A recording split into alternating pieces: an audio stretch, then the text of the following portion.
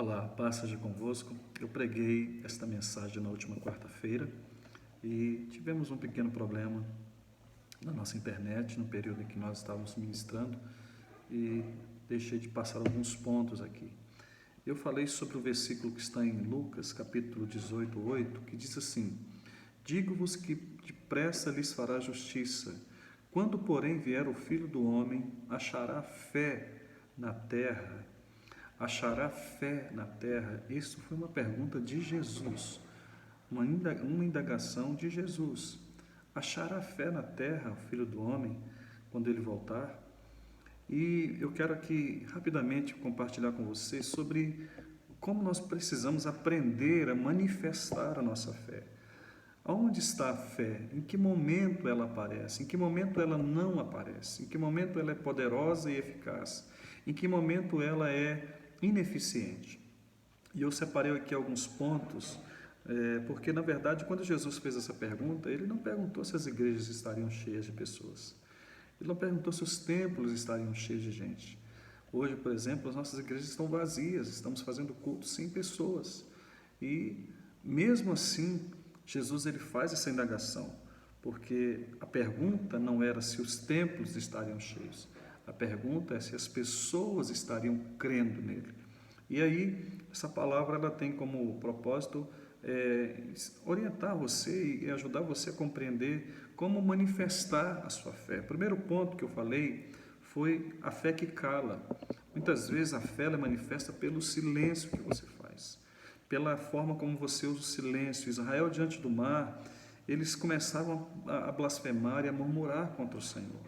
E a Bíblia nos fala em Êxodo 14, 14, que nós não devemos falar bobagens ou abrir a nossa boca diante de adversidades que não temos controle.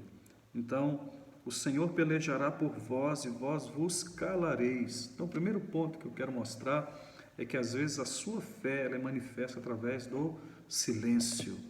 É você não abrir a boca para falar coisas que denigrem ou manifestam incredulidade, incerteza, impaciência. O silêncio é uma forma de manifestar fé. O segundo modo que eu falei foi a respeito da fé que fala. Tem hora que a fé ela é manifesta no silêncio e tem hora que ela deve ser manifesta no que você fala. É muito poderoso. Nós vivemos um período em que nós estamos numa guerra de declarações proféticas. Quando você vê a história de Davi e Golias, você vê ali uma guerra de declarações proféticas. De um lado, Golias fazendo declarações proféticas contra o povo e do outro lado, Davi também fazendo declarações proféticas a favor do seu povo, a favor do reino, a favor da honra do Senhor. Então, nós estamos vivendo um tempo em que nós temos que ter muito cuidado com o que temos falado, nós temos que ter cuidado com a nossa fala, porque quando você vê, por exemplo, em Mateus 8:10, o centurião, ele fala, ele diz o seguinte: basta uma palavra sua e o meu servo ficará curado. Uma palavra, ele estava dizendo, o senhor não precisa falar muito, mas se eu falar uma palavra só, o meu servo ficará curado. Então, muitas vezes, a fé ela é manifestada pelo que você fala. O terceiro ponto, a fé pode ser também manifestada quando você adora a Deus. Quando Paulo e Silas estavam na prisão, eles cantavam louvores ao Senhor na madrugada. E a Bíblia nos fala de uma violência na resposta de Deus. Deus foi violento na resposta. E eu penso que ali eles estavam vivendo um momento de calmaria, talvez na madrugada. Você sabe que na madrugada tudo fica muito mais alto, né? Você ouve com tudo mais potencial, o silêncio ele potencializa o som. E acredito que no meio daquele silêncio da prisão, Paulo e Silas começam a adorar e Deus ali reage de maneira poderosa. Eles estavam ali adorando, cantando, e tinham três coisas que pelo menos eu posso pontuar aqui que Paulo e Silas estavam vivendo. Primeiro, que eles estavam ali humilhados, né? E a cadeia é um lugar de humilhação. Segundo, presos. E terceiro, eles haviam sido açoitados antes de estarem ali. Então eles não estavam ali curtindo uma prisão em um estado de total saúde. Eles estavam ali feridos, machucados, mas adorando a Deus. e manifestando a fé. Naquele momento, Deus ele provoca um violento terremoto naquele lugar, e muitas vezes você não sabe, você não imagina o quanto um momento de dúvida, um momento de dor, de tristeza, de tribulação, se você entoar um hino de adoração ao Senhor, se você cantar louvores a Ele, você consegue assim quebrar cadeias e muralhas inimagináveis. O quarto ponto que eu falei foi a fé que chora, mas uma fé que chora não em desespero. Chorar não é sinônimo de fraqueza, chorar não é sinônimo que você não tem fé, mas a maneira como você chora demonstra fé. A Bíblia fala que Ana chorava, e uma coisa que me chama a atenção é que ela chorava abraçada a uma coluna. A Bíblia diz que quando o profeta chegou ali, ela estava abraçada, chorando, ela abraçada a uma coluna, ela orava e chorava. Olha, deixa eu te dizer uma coisa, Cristo é a nossa coluna, Cristo é a nossa força, é a nossa rocha.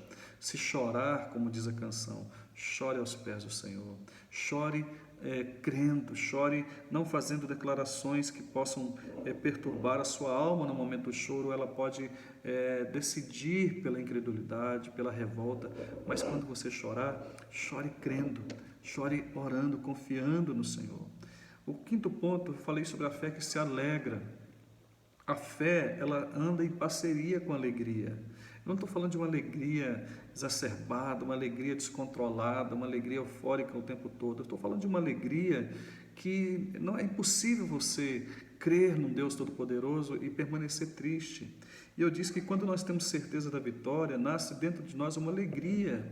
Quando você permanece triste depois que orou, você ainda não creu adequadamente, você ainda não se comportou adequadamente. Isso é muito sério. Então, se você quer ter uma fé viva, se alegre nas promessas, não olhe para a circunstância do momento. Outro tipo de fé manifestada é aquela fé que sabe esperar, aquela fé que aguarda, aquela fé que tem paciência. Quando nós não estamos nessa posição de paciência, quando nós não esperamos a orientação de Deus, muitas vezes nós tomamos direções erradas e escolhemos caminhos errados. Quantas pessoas no meio do caos, no meio do desespero, ele não aprende a esperar, ele não tem uma fé manifestada na paciência. Então é muito importante que você seja paciente, aprenda a esperar. Esperar é uma maneira de manifestar a sua fé também. E, indo aqui para o final, a fé que vence o mundo, a fé que vence o sistema. A Bíblia diz que essa é a vitória que vence o mundo, a nossa fé. Também a fé que vence os desafios de inimigos mais poderosos que você. Sabe, você precisa entender, você que me assiste, olha para a sua vida. Você já venceu coisas grandes que no primeiro momento você imaginou que não teria condições de vencer. Eu tenho certeza absoluta disso. Você já passou por situações como Davi. Quando Davi chegou a lutar com Golias, ele já tinha vencido um leão, ele já tinha vencido um urso, e agora chegou a hora de vencer um desafio maior. Deus te chama a crer nessa maneira, a crer que você vai vencer os desafios que são maiores que você. E para encerrar, 2 pontos, a fé que permanece. A palavra permanecer significa continuar a ser. Eu acho lindo esse texto, esse significado da palavra permanecer, continuar a ser. Continue sendo uma pessoa de fé, continue fazendo declarações de fé, continue adorando a Deus, continue crendo que dias melhores virão e que se tudo der errado, Cristo estará do nosso lado. Isso é lindo demais. É essa alegria que tem que tomar conta do nosso coração. Então, para encerrar, a fé que não se esquece quando se está farto. Em Deuteronômio 8:11, diz assim: guarda-te para que não te esqueças do Senhor teu Deus, quando não guardando os seus mandamentos e os seus juízos e os seus estatutos que eu te ordeno.